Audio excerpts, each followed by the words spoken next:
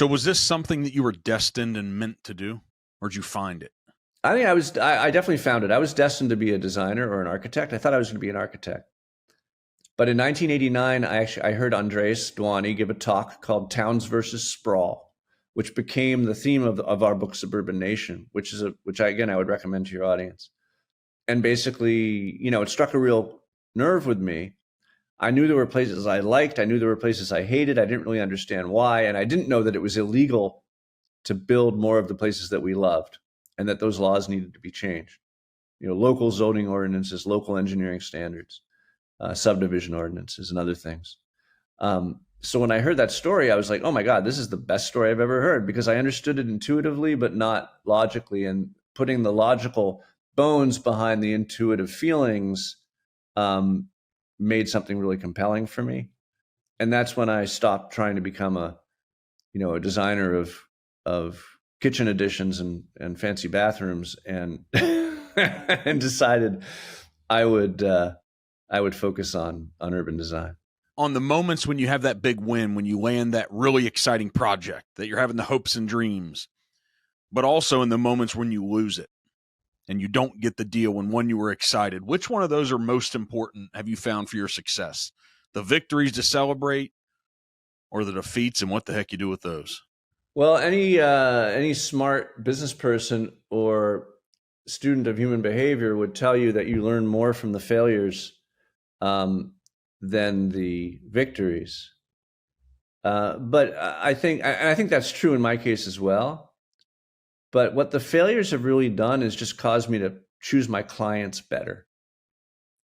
And what I've found is, I'm describing this Edenic landscape in which everyone wants what we're selling. In fact, no, there's a lot of places that aren't ready for it, that would rather keep business as usual.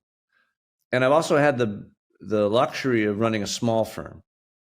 So as with my mentor's firm before me, there was never a desire to grow. There was just a desire to do the best projects.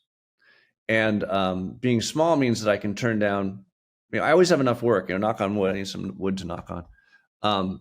But because I have a small firm, there's always enough work.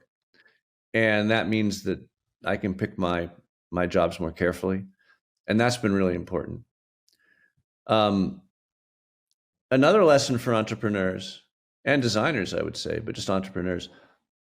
Liz Plitter-Zyberk, my other mentor, once said to me, Jeff, we've done 300 jobs, and now they've probably done 600 jobs. This was not many years ago. So we've done 300 jobs, and all the influence we've had, almost all the influence we've had and almost all the impact and benefit to us has come from 2 jobs. There were 2 projects, Seaside, which I mentioned, and Kentlands, which is a year-round suburb outside of DC, an amazing place. Those 2 projects have had more of an impact than all our other projects together. So picking the right project, not wasting your time on ones that aren't going to push the needle in terms of what you're doing, and never settling into a kind of a pattern of thinking everything already. That's super important. So to wrap this up, you've mentioned mentors many times here.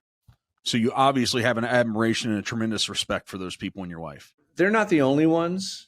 But I'm that lucky person who early on, and I get probably 1 email a month, not that many, but 1 email a month from a student or someone who's kind of young in their profession who wants to find themselves in a similar position to what I enjoy right now, and says, what's your advice? What do you recommend?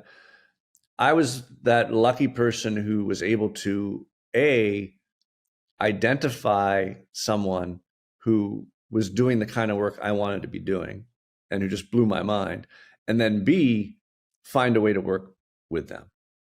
And I was a 30-year-old graduate of Harvard Design School and I'd been an investment banker beforehand, so I knew what it meant to earn money.